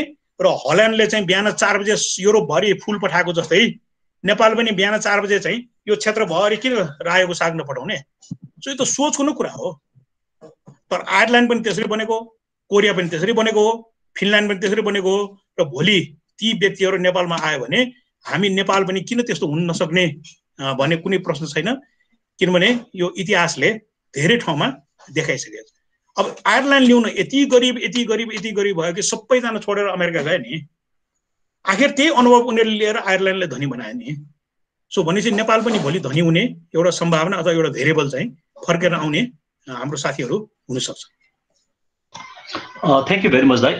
दाइले जस्तै यहाँनिर एकजना साथीले सोध्नु भएको छ, जस्तै अब हामीसँग दुईटा उपाय छ। एउटा भनेको त या त हामी जागिर गर्न सक्छौँ या त हामी इन्टरप्रेनर बन्न सक्छौँ। जागिर अब पाउन सक्ने अवस्था छैन अहिले देशको कन्डिसनले गर्दाखेरि। अब इन्टरप्रेनर बन्नको लागि चाहिँ हामीसँग लगानी हुँदैन। सो यो अवस्थामा चाहिँ के गर्ने भनेर एकजना साथीले सोध्नु भएको छ। यसमा दाइको भनाइ के हुन्छ दाइ? अब हेर्नु यो लगानी भनेको चिज छ नि नेपालीहरूलाई जस्तै स्रोत भनेको के हो भन्यो भने उसले पैसा भन्छ हैन। अब सबभन्दा पहिला सबैले दिमागबाट के निकाल्नु पर्छ भने पैसा भनेको सरकारले छाप्ने चिज हो हैन। सो कागज सकिन सक्छ, मसी सकिन सक्छ, तर पैसा त सकिँदैन नि। सो अहिले ट्रम्पले जुन पैसा बानेको छ त्यो के हो? छापेको त हो, रातरातभर छापेर नै दिएको हो हैन। सो पैसा छैन भन्ने त्यो जुन छ नि सोचाइ त्यो होइन। अब नारायण मूर्तिले इन्फोसिस सुरु गर्दाखेरि कसरी सुरु गरे त भन्दाखेरि आफ्नो श्रीमतीको गहनाबाट नै सुरु गर्यो हैन। आफ्नो श्रीमतीको गहना उसले लगानी गर्यो र उसको ड्राइभरलाई समेत शेयर होल्डर बनाएर उसले चाहिँ इन्फोसिस भन्ने कम्पनी बनायो। आज कुनै पनि कम्पनी जस्तै एप्पल जस्तो लिउँ न, स्टिभ जबले भनौँ न भाषण दिँदाखेरि के भन्छ? मेरो सफलता चाहिँ 3वटा कारणले म सफल भएको एप्पलमा भन्छ। एक, मेरो आमाले म जन्मिन अगाडि मलाई नचाहेको एक। दोस्रो, जुन कम्पनी मैले एप्पल बनाएँ त्यो एप्पलले मलाई चाहिँ निष्कासन गरेको। र तेस्रो चाहिँ डाक्टर कहाँ जाँदाखेरि म चाहिँ 3 महिना मात्रै बाँच्छु त्यसपछि चाहिँ मर्छु भनेर भनेको। यो 3वटा कारणले मोटिभेट भएर उसले एप्पल कम्पनी चाहिँ सफल बनाएको हो। सो त्यसैले मोटिभेसन भनेको ठुलो चिज, पैसा भनेको एउटा मिन्स मात्रै हो। र तपाईँ राम्रो आइडिया र साँच्चै कमिटमेन्ट देखाउनुहोस्। तपाईँले पैसा खोज्न जाने होइन कि पैसाले तपाईँले खोज्न आउने हो।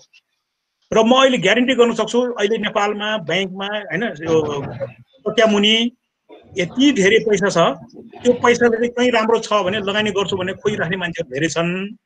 त्यसैले चाहिँ पैसा छैन भन्ने चाहिँ हामी नसोचौँ, किनभने पैसा भनेको सरकारले चाहे पनि छाप्ने चिज हो, त्यो चिज चाहिँ होइन।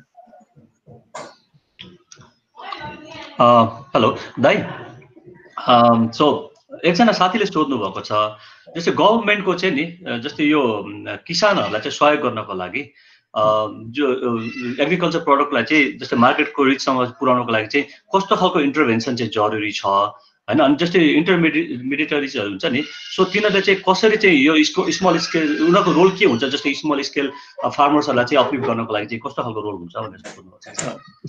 अब जस्तै एउटा छ नि एकदम सिम्पल चिज के भन्दाखेरि अब डाटाबेस हैन, डाटाबेस भन्छौँ नि। अब डाटाबेस भनेको हामीले कसरी बुझ्नुपर्छ भने जस्तै काठमाडौँको कुनै भनौँ न अब जस्तै हायट होटल लिउँ न। अब हायट होटलको 1 वर्षको क्यालेन्डर हेऱ्यो भने उसको जुन निड हो त्यो त उसलाई स्पष्ट छ नि। जस्तै उसले गोलबाट कति किन्छ, प्याज कति किन्छ, कुन टाइममा के भने एउटा सिजनल त हुन्छ उसको। सो त्यो क्यालेन्डर भयो। अब एउटा के हुन्छ भने त्यो उसको डिमान्ड र सप्लाई साइड चाहिँ जोइन हुनु पर्यो। अब भन्नु खोजेको के भने जस्तै मैले 20 केजी गोलबाट उत्पादन गर्छु भने कति मुठा चाहिँ धनियाँ उत्पादन गर्नु पर्यो, त्यो डाटाले देखाउँछ नि।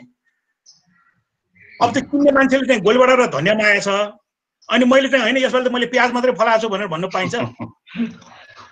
यो पनि हामीसँग यो जुन प्रविधि छ नि यो गहुहरूलाई होइन, यस्तै चिजहरू गर्नलाई हो नि हैन।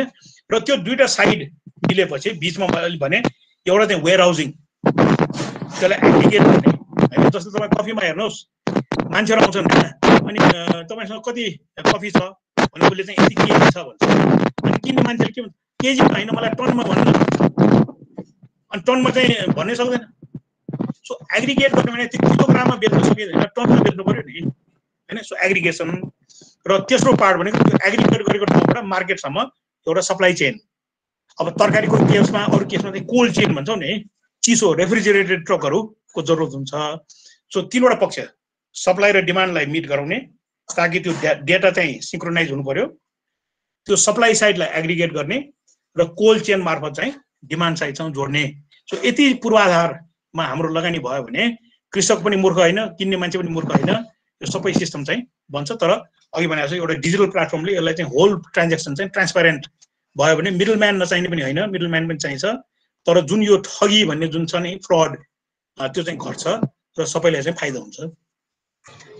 ओके, सो बिचबिच अलिकति क्यार आवाजहरू आइरहेछ। So Madan, can you just check के कारणले गर्दाखेरि त्यो आवाजहरू क्यार आइरहेछ? त्यो भयो भने यसो स्मुथली जान्थ्यो प्रोग्राम भनेर। सो अब हामी लगभग 10 देखि 15 मिनटको बिचमा हामी यो प्रोग्रामलाई चाहिँ इन गर्छौँ है। केही क्वेसन्सहरू छ अनि त्यो क्वेसनलाई चाहिँ हामी ट्याकल गर्ने कोसिस गर्छौँ। सो एकजना साथीले सोध्नु भएको छ जस्तै यो विदेशी विस्की अथवा रक्सीहरू जुन छ नि, यो रक्सीहरूलाई चाहिँ हाम्रो नेपालकै ब्रान्डले लोकल अल्कोहलहरूले चाहिँ रिप्लेस गर्नको लागि चाहिँ रिप्लेस गर्ने खालको कुरामा चाहिँ तपाईँ के धारणा राख्नुहुन्छ भन्ने खालको कुरा गर्नुहुन्छ?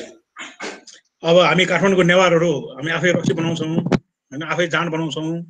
त्यसैले त्यो हामीलाई कसैले सिकाउनै पर्दैन, किन हामी आफै लोकल नै मनपर्छ र अहिले पनि हामी सकेसम्म लोकल नै प्रयोग गर्छौँ र आज सिटी नखको दिन हामी इनार सफा गर्ने, पानीको मुहान सफा गर्ने, त्यसपछि भोजै खाने हो र भोजमा चाहिँ लोकल जाँडै हो, लोकल रक्सी नै हो। सो यसमा के भएन। अब दुर्भाग्य के छ भने नि एकपल्ट म प्लेनमा चढ्दाखेरि सँगै बस्ने स्कटल्यान्डको एकजना मान्छे थियो।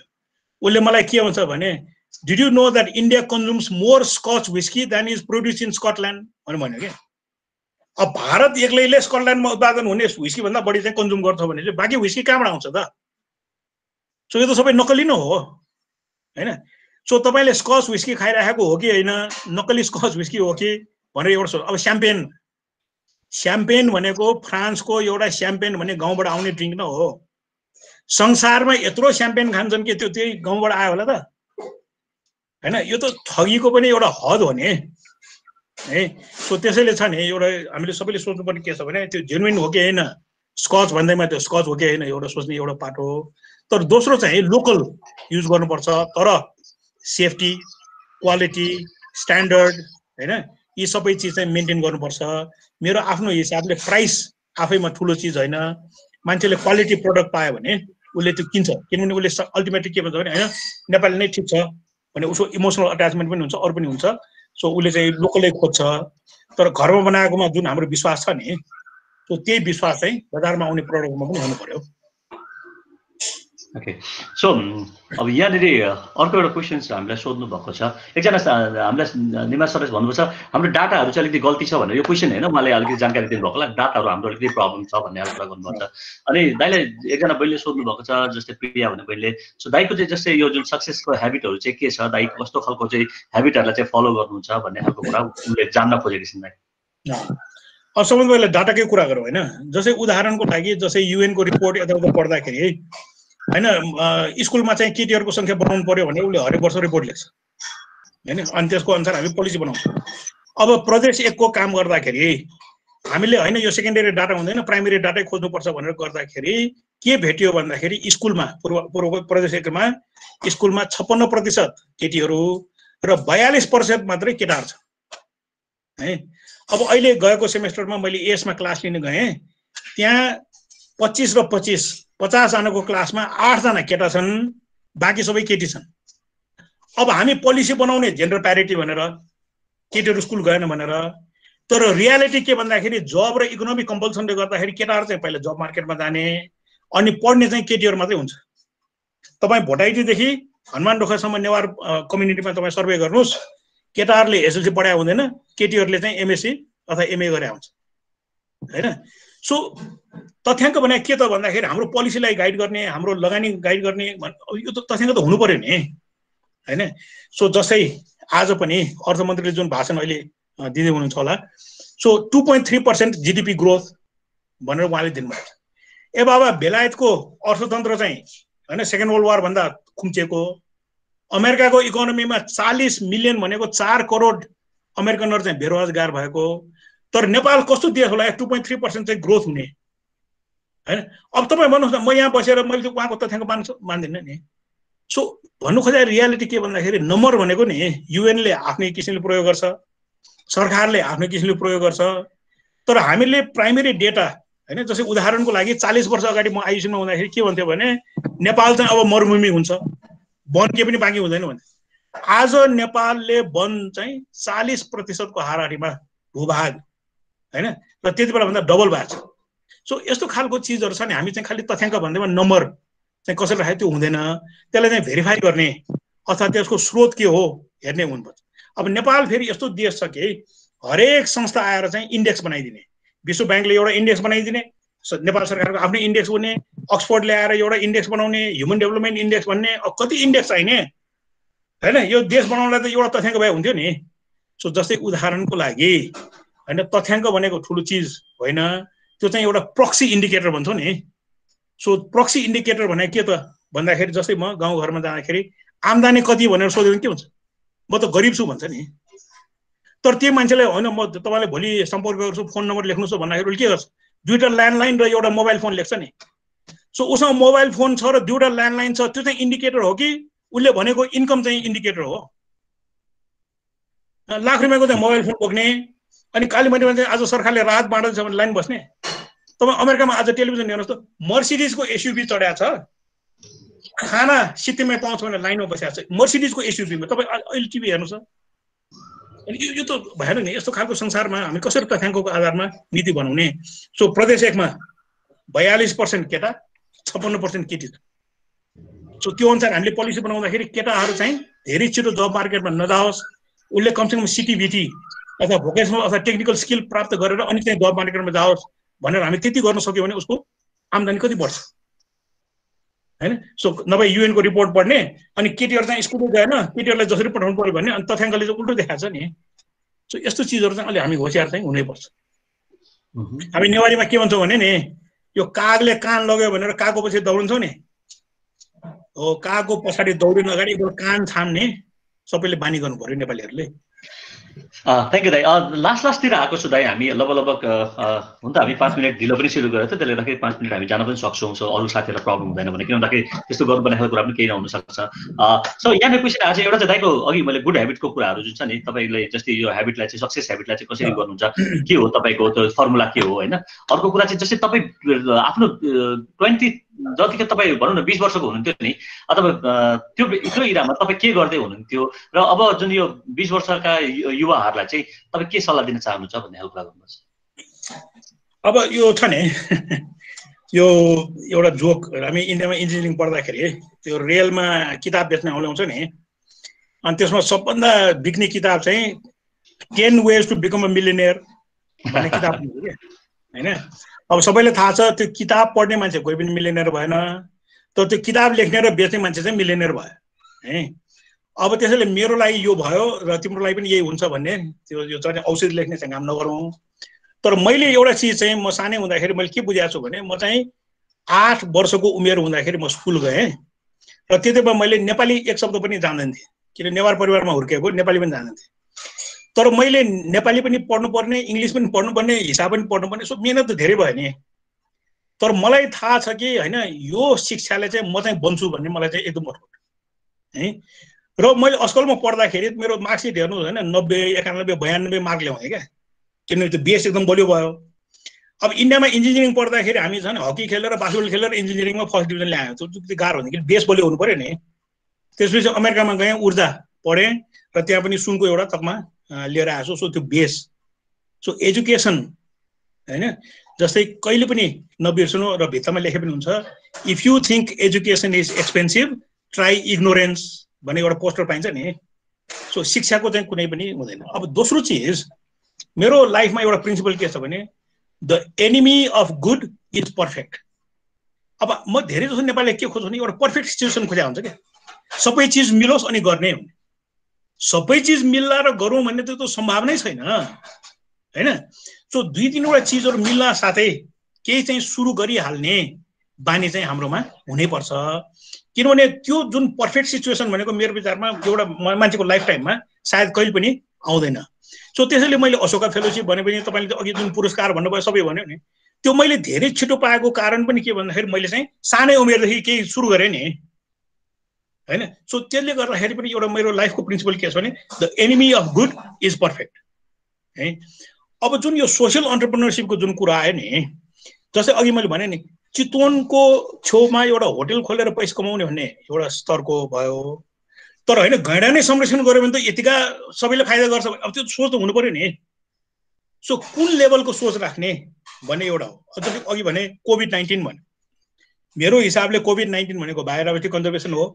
कोभिड-19 भनेको क्लाइमेट चेन्ज हो कोभिड-19 भनेको एयर पोल्युसन हो नि किन्तु भाइरसलाई त हामीले ठाउँ बनाएको हो नि हैन सो त्यो लेभलको सोच हुनु पर्यो न कि म कोभिड-19 को भ्याक्सिन बनाउँछु एउटा भ्याक्सिनको चाहिँ $3 लिन्छु $3 × 8 अर्ब भनेपछि म त अनि पशुपतिमा तपाई कल्पना गर्नुस् त्यो जलाउने बेलामा तपाईको बारेमा के भन्छ सो मेरो आफ्नो लाइफमा नि so education was a big part the bias for action न औँलाई चाहिँ फोर गर्न पर्छ अनि के चाहिँ बनाउनु पर्छ त्यो पर्फेक्ट हुँदैन तर त्यसलाई इम्प्रुभ गर्ने भन्ने एउटा पर्छ र अलिकति ठुलो पिक्चर ठुलो छ नि त्यो बेलुनमा बसेर अलि माथि गएर हेर्ने हैन त्यो चाहिँ हामी सबैले गर्नुपर्छ किनभने धेरै जसो ठाउँमा चाहिँ छलफल हुँदाखेरि एउटा सीमित घेरामा मात्र हेर्ने त्यसको फराकिलो हिसाबले चाहिँ नहेर्ने जस्तो अघि भने नि प्रदेश 1 को समृद्धि केले हुन्छ त भन्दाखेरि प्रदेश 1 मा उत्पादन हुने चिया होइन बङ्गालको खाडी हेर्नु पर्यो हैन, बङ्गालको खाडी हेर्नु, सो कर्णाली हेर्ने होइन, माथि कैलाशको मानसरोवर हेर्नु पर्यो, लुम्बिनी हेर्ने होइन, तक्षशिला, सियाम र नालन्दा हेर्न सक्नु पर्यो।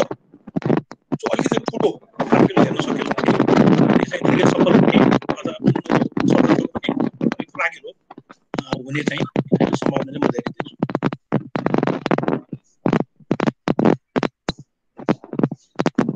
अलिकति अडियोमा अलिकति प्रब्लम आयो जस्तो छ, यो कहाँबाट हो यो अडियोमा प्रब्लम आएको? जस्तै Madan can you just take it?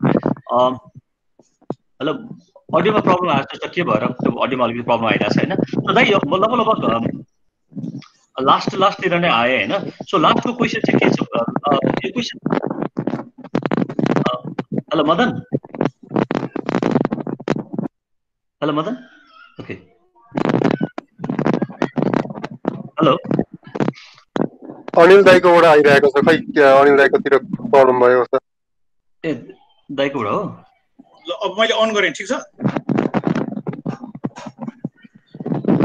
यो अडियो अहिले चाहिँ अन गरेको छु मैले।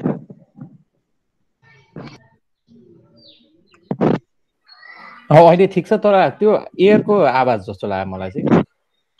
के को छैन? ओके, सो लास्टमा छौँ हामी होइन? अनि लास्टमा चाहिँ अब हाम्रो के छ भन्दाखेरि यो जस्तै नेपालमा नै जस्तै यो चिप डेस्टिनेसन छ नि, टुरिज्म डेस्टिनेसन छ हाम्रो यो यसलाई चाहिँ कसरी चाहिँ अलिकति हामीले एक्सपेन्सिभ टुरिज्म डेस्टिनेसन बनाउन सकिन्छ भन्ने खालको कुरा गर्नुभएको छ होइन? अनि नेपाललाई चाहिँ जस्तै हामीले चाहिँ जस्तै नेदरल्यान्ड जस्तै चाहिँ एउटा चाहिँ कल्चरल हेरिटेजको रूपमा चाहिँ हामीले डेभलप गर्न सक्छौँ कि सक्दैन भनेर भन्छ। दाइको यसमा धेरै एक्सपिरियन्स छ, यसमा अलिकति दाइले प्रकाश पारिदिन सक्नुहुन्छ दाइ? अब जस्तै छ नि, एउटा सिम्पल इक्जाम्पल अहिले लुम्बिनीकै दिउँ होइन? जस्तै लुम्बिनीमा एउटा सर्वे गर्दाखेरि जस्तै गएको वैशाख 1 गते, यो वर्ष होइन कि गएको, योभन्दा पहिलो वैशाख 1 गते म लुम्बिनीमा काममा थिएँ। अनि त्यो एक दिन चाहिँ 32,000 नेपालीहरूले टिकट काटेर लुम्बिनीभित्र गए, 32,000 नेपालीहरूले एक दिनमा है। सो म के बुझ्छु भने नि, त्यो 32,000 नेपालीहरूको सर्वे गर्दाखेरि लुम्बिनीमा कति समय बिताए त भन्दाखेरि आधा घन्टा 30 मिनट। सो 10 मिनट अशोक स्तम्भ हेर्नलाई, 10 मिनट मायादेवीको मूर्ति हेर्नलाई र 10 मिनट चाहिँ बुद्ध जन्मेको जुन प्रमाणको ढुङ्गा त्यो तीन हेरेर आधा घन्टा। अब लुम्बिनी भनेको के 3वटा ढुङ्गा हो होइन नि? लुम्बिनी भने त अरू धेरै चिज छ। सो मैले अस्ति एउटा भर्चुअल टुर भनेर सौरभ ढकालसँग मिलेर गर्दाखेरि लुम्बिनी भने त शैलीसँग मान्छेहरू त 5-6 दिन बस्ने ठाउँ हो नि। बुद्धले दिएको ज्ञानदेखि लिएर उसको जीवनशैलीदेखि सबै। अब जस्तै उदाहरणको लागि मैले एउटा ठाउँ देखाएँ, त्यो ठाउँको नाम चाहिँ कुदान होइन? र कुदान भन्ने ठाउँ चाहिँ कस्तो ठाउँ भन्दाखेरि भगवान बुद्ध चाहिँ बुद्धत्व प्राप्त गरेपछि आफ्नो आमा बुवा र परिवारलाई भेट्न आएको ठाउँ चाहिँ कुदान भन्छ। सो त्यही छ नि। अनि 3वटा ढुङ्गा हेर्ने अनि कुदान चाहिँ नहेरिकन फिर्ता जाने मान्छे त होइन, त्यो त अलि राम्रो भएन नि। सो आधा घन्टा लुम्बिनीमा बिताउने हो कि 6 दिन बिताउने त्यो हाम्रो हातमा हो नि। सो त्यो प्रडक्टहरू त्यसरी हामीले बनाउनु पर्ने हुन्छ। अब जस्तै उदाहरणको लागि जनकपुरको कुरा भयो। अब जनकपुर एउटा मिथिला हेरिटेजको सेन्टर हो। सो राम र सीताको भेट चाहिँ कसरी भयो भन्दा एउटा लिटरेरी फेस्टिभलमा हो नि, एउटा लिटरेचर फेस्टिभल हो होइन? सो भने चाहिँ वर्षको चाहिँ जनकपुरमा यस्तो एउटा लिटरेचर फेस्टिभल हुनु पर्यो जहाँ चाहिँ अहिलेका राम र सीताहरू त भेट्नु पर्यो नि त। सो त्यो खालि एउटा गल्ली गल्लीमा देखाएर लसी खुवाउने होइन, अनि त्यो जानकी मन्दिर एउटा देखाएर त मान्छे त धेरै बेर बस्दैन त्यहाँ। तर लिटरेरी फेस्टिभल हुँदैछ भनेर जनकपुर जाने हो भने त 5-6 दिन बस्ला। लेखकहरू आउँछन्, कविहरू आउँछन्, सबै आउँछन्। सो अहिले पनि त्यस्तो प्रयासहरू भएछन्। तर मेरो भनाइ के भन्दाखेरि त्यो जुन क्वालिटी प्रडक्ट भनेको चाहिँ लुम्बिनी भनेको 3वटा ढुङ्गा होइन, जनकपुर भनेको जानकी मन्दिर मात्रै होइन भन्ने त्यो सोचबाट हामी सुरु गर्नु पर्यो एक। अब दोस्रो चाहिँ सर्भिसको क्वालिटी होइन? जस्तै म पनि अब ट्राभल गर्छु र न्युयोर्कमा भनौँ न एउटा साधारण होटलमा हामी $260 तिर्छौँ।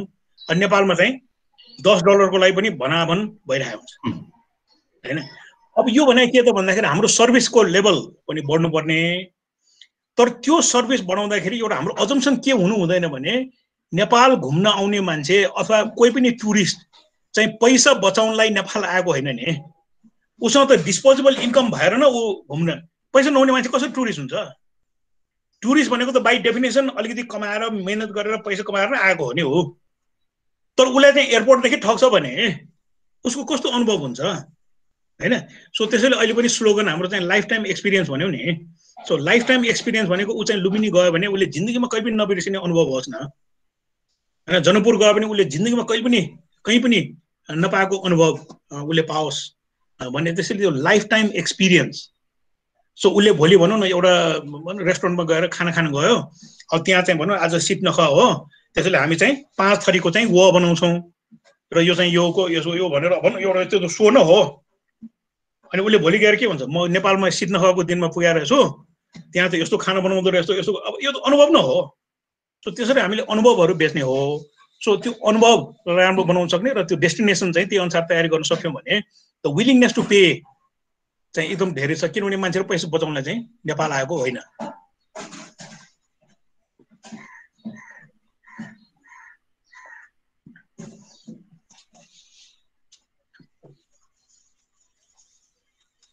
सुनेन?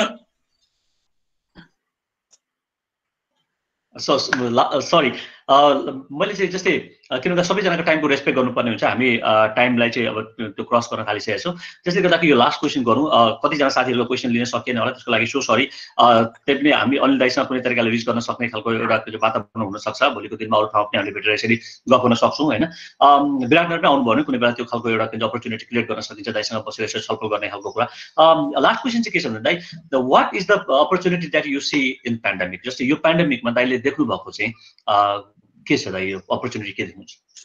अब जस्तै एकदम सर्ट टर्म जुन अपर्च्युनिटी छ नि, सर्ट टर्म है, सर्ट टर्म भनेको जस्तै अब फार्मास्युटिकल कम्पनीहरू र म धेरैसँग अहिले काम पनि गरिरहेको छु सिओहरूसँग। सो ह्यान्ड सेनिटाइजर बनाउने होस् अथवा भनौँ न यो के डिसइन्फेक्टेन्टहरू बनाउने एउटा ठुलो अपर्च्युनिटी छ। किनभने अब यो डिसइन्फेक्टेन्ट र सेनिटाइजरको धेरै डिमान्ड हुन्छ।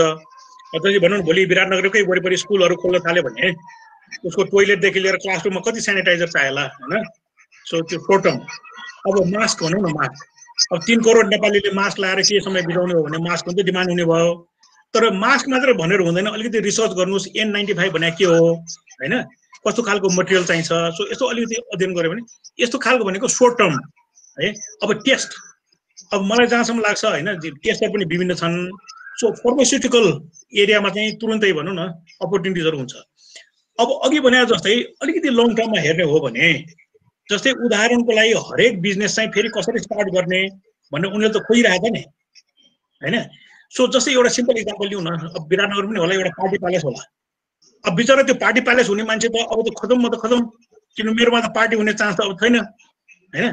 सो त्यो पार्टी प्यालेसको जुन पूर्वाधार छ नि होइन, अब जस्तै एउटा इक्जाम्पल लिउँ, त्यहाँ सँगै चाहिँ ब्याङ्क छ अरे। अब ब्याङ्कमा चाहिँ सोसियल डिस्टेन्सिङ गर्नु कारणले गर्दाखेरि चाहिँ स्पेस बढी चाहिने, यतातिर चाहिँ पार्टी प्यालेस चाहिँ म के खाने भनेर बसिरहेको छ भने त्यो दुईटालाई त मर्ज गरिदिनु पर्यो नि होइन। एउटालाई स्पेस चाहिएको र यसलाई चाहिँ स्पेस बढी भएकोलाई त मर्ज गरिदिनु पर्यो नि।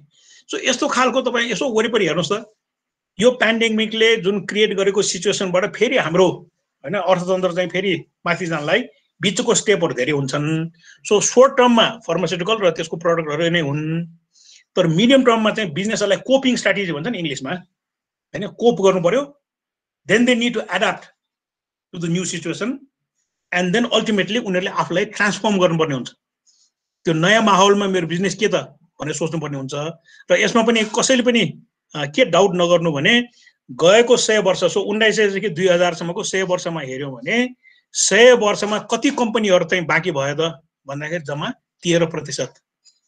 सो कम्पनीहरू टाँट पल्टिनु, उसको प्रडक्ट चाहिँ इरेलेभेन्ट भएर जानु भनेको बिजनेसको एउटा नर्मल पार्ट हो। र यो कोभिड-19 पछि पनि कति बिजनेसहरू बन्द हुन्छन्। र उसले चाहिँ अहिले नै के सोच्नुपर्छ भने पोस्ट कोभिडमा मेरो बिजनेस अथवा मैले बनाएको प्रडक्ट चाहिँ रेलेभेन्ट छ कि छैन, र छैन भने अहिलेदेखि मैले चाहिँ नयाँ प्रडक्टमा केमा जानुपर्छ भनेर सोच्नु थाल्नु चाहिँ एकदम जाति हुन्छ। किनभने म एउटा इक्जाम्पल दिन्छु, 1943 तिर होला 42 तिर न्युयोर्कमा यो लिफ्ट चलाउने मान्छेहरू हुन्छ नि, पहिले त म्यानुअल हुन्थ्यो, मान्छे हुन्थ्यो लिफ्ट चलाउने, अनि 17,000 लिफ्ट चलाउने मान्छेले हडताल गरेछ। आज हाम्रो होटलमा घरमा जहाँ पनि अटोमेटिक लिफ्ट कसरी आयो त भन्दाखेरि त्यो 17,000ले हडताल गरेकोले हो नि। सो नयाँ लिफ्ट बनाउने मान्छे के गर्यो, त्यो लिफ्ट चलाउने मान्छे नचाहिने बनाइदियो। सो भोलि कोभिड-19ले पनि धेरै सामानहरू नचाहिने बनाउँछ र त्यो सुरु नै भइसक्यो। सो त्यो बिजनेस गर्ने मान्छेले रोमान्टिक छ नि पहिलेको स्थितिमा हामी जान्छौँ त्यसपछि फेरि पैसा कमाउने हो भनेर सोच्नु चाहिँ बेकार हुन्छ सो अहिले चाहिँ एकपल्ट सोचेर नि जस्तै मेरो घर छेउमा फ्यामिली मार्ट छ र त्यो फ्यामिली मार्टमा अहिले पनि जाँदाखेरि म अहिले भन्न सक्छु कुन सामान चाहिँ अब कसैले पनि किन्दैन भनेर अहिले भन्न सक्छु सो ती चिजहरू नबनाउनु जाति र त्यो व्यक्तिले मैले यो बनाउन जानेछु अब चाहिँ मैले नयाँ चिज गर्नुपर्छ सो त्यो मेरो नयाँ प्रडक्ट चाहिँ के हो भनेर अहिले नै सोच्नु थाल्नु त्यो राम्रो हुन्छ thank you very much Anil दाई धेरैजना साथीहरूले चाहिँ गर्नुभएको छ जस्तै क्वेसनहरू अझै पनि लेखिरहनु भएको छ होइन अनि कुनै त्यस्तो रिडिङ मेटेरियल्सहरू दाइले हामीलाई सजेस्ट गर्न सक्नुहुन्छ कि भन्ने खालको कुरा गर्नुपर्छ कुनै त्यस्तो खालको किताबहरू छ भने दाइले हामीलाई गरिदिन सक्नुहुन्छ अथवा मलाई नै इमेल गरिदिनु भयो भने पनि त्यस्तै मैले त्यो खालको कुरा पनि गर्न अरूलाई पनि फरवर्ड गर्न सक्छु अथवा दाइले यहीँ पनि यसो केही रिडिङ मेटेरियल्सको बारेमा एक दुईवटा किताबहरू कसैलाई सजेस्ट गरिदिनुहुन्छ भने त्यो गर्दा पनि भयो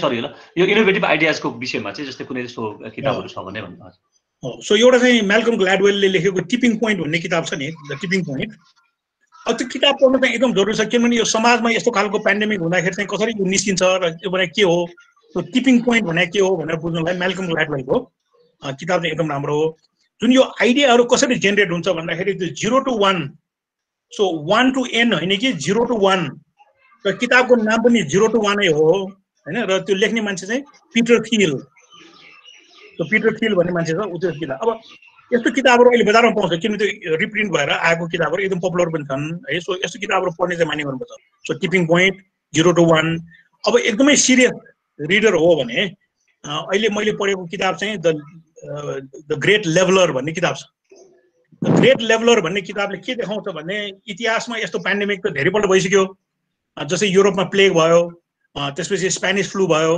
हैन यस्तो खालको पेन्डेमिकले चाहिँ एउटा लेभल प्लेइङ फिल्ड क्रिएट गर्छ नि अनि त्यो लेभल प्लेइङ फिल्डबाट चाहिँ कसरी नयाँ नयाँ चिजहरू चाहिँ आउँछन् भनेर चाहिँ एकदम राम्रो किताब द ग्रेट लेभलर सो संसारमा प्रगति गर्नलाई चाहिँ खालि क्रान्ति चाहिने बन्दुकै बोक्नुपर्ने होइन कि रोगले पनि गर्छ भन्ने एकदम राम्रो छ नि किताबहरू पाइन्छ तर म के गर्न सक्छु भने म एउटा लिङ्कमा मसँग अहिले भएको पढिरहेको किताबहरू म त्यहाँ पोस्ट गर्न सक्छु ए हुन्छ दाइ वन्स अगेन दाइलाई धेरै धेरै धन्यवाद त्यसै गरेर सम्पूर्ण सहभागी साथीहरूलाई धेरै धेरै धन्यवाद हामी लगभग 85-90 जनाको हाराहारीमा हामी डाइरेक्टली कन्भर्सेसन गरौँ त्यसको लगायत अरू धेरैजना साथीहरूले चाहिँ लाइभ फेसबुकहरूबाट पनि हेरिरहनु भएको छ त्यो भिडियो लिङ्क पनि म दाइलाई म सेयर गर्नेछु दाइलाई वन्स अगेन मैले धेरै धेरै धन्यवाद भनेर मैले बिदा माग्नु पर्नेछ र सम्पूर्ण साथीहरूलाई चाहिँ म यहाँहरू सहभागिता जनाइदिनु भएकोमा चाहिँ धेरै धेरै धन्यवाद ज्ञापन गर्न चाहन्छु किन भन्दाखेरि यो परिस्थितिले हामीलाई यो अवसर जुटाइदियो दाइसँग यसरी गफ गर्न नभए हामी यसरी गफ गर्न पाउँदैन थियौँ होला सो एउटा पेन्डेमिकको एउटा राम्रो पक्ष यो पनि भन्न सकिन्छ कतिवटा गाह्रो पक्ष छ